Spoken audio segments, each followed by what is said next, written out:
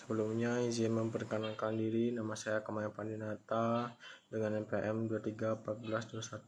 2314211028. Di sini saya akan menjelaskan tentang PPT saya yang berjudul Pembuatan Insektarium. Insektarium merupakan tempat menyimpan koleksi spesimen insekta, baik awetan basah maupun kering. Insektarium berupa awetan serangga dengan bahan pengawetan alkohol 70% dan formalin 5% dikemas dalam bentuk koleksi media pembelajaran. Tujuannya yaitu 1. Mahasiswa mampu memahami pentingnya pembuatan insektarium. 2. Mahasiswa mampu membuat insektarium. Jadi kesimpulannya yaitu 1.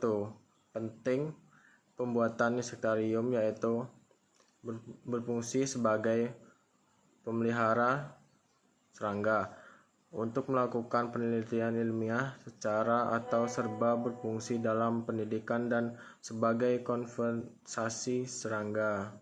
2. Pembuatan insektarium bertujuan untuk awetan spesimen diperlukan untuk tujuan pengawetan spesimen secara praktis tanpa harus mencari bahan segar atau yang baru. Sekian, terima kasih. Oke, selanjutnya ada PPT yang berjudul Analisis Vegetasi. Analisis vegetasi adalah analisis dalam teknologi tumbuhan untuk mengetahui berbagai jenis vegetasi dalam satu komunitas atau populasi tumbuhan dan hewan yang berkembang dalam skala waktu dan ruang. Tujuan analisis vegetasi adalah 1. Mahasiswa memahami tentang analisis vegetasi. 2.2. Mahasiswa memahami hubungan analisis vegetasi dengan faktor biotik dan abiotik. Analisis vegetasi berfungsi untuk mengetahui seberapa besar sebaran spesies dalam suatu area melalui pengamatan langsung. Ada faktor biotik.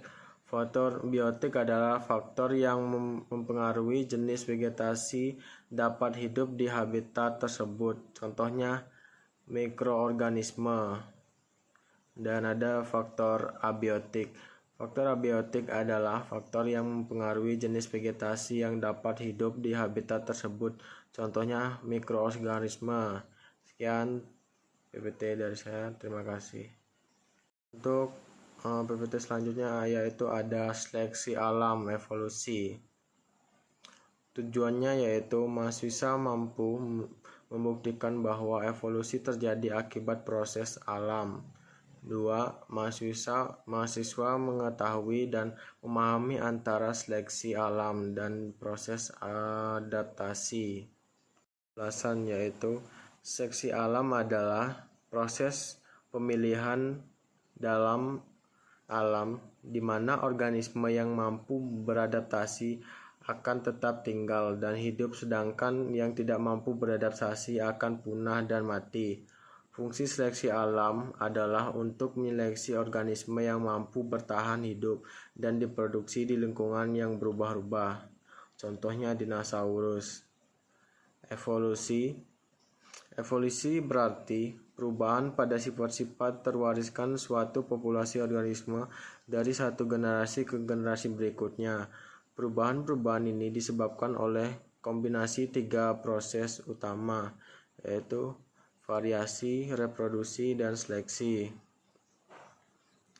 Yaitu ada teori evolusi. Teori evolusi yang dicetuskan oleh Charles Darwin menekankan bahwa evolusi tersebut melalui seleksi alam menjadi teori yang paling populer dalam ilmu biologi.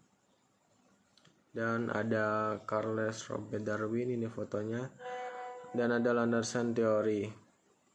Dan ada kesimpulan, mahasiswa mampu membuktikan bahwa evolusi dapat terjadi akibat proses alam karena makhluk yang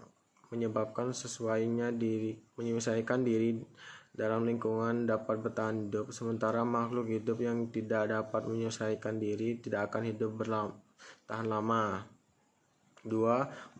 Mahasiswa mampu mengetahui dan memahami hubungan antara proses seleksi dan proses adaptasi karena adanya seleksi alam. membuat sesuai seleksi di mana yang mampu beradaptasi dengan lingkungan guna dapat tetap bertahan hidup. Sekian PPT dari saya ucapkan terima kasih. Saya minta maaf apa ada salah kata diri saya, mohon maaf.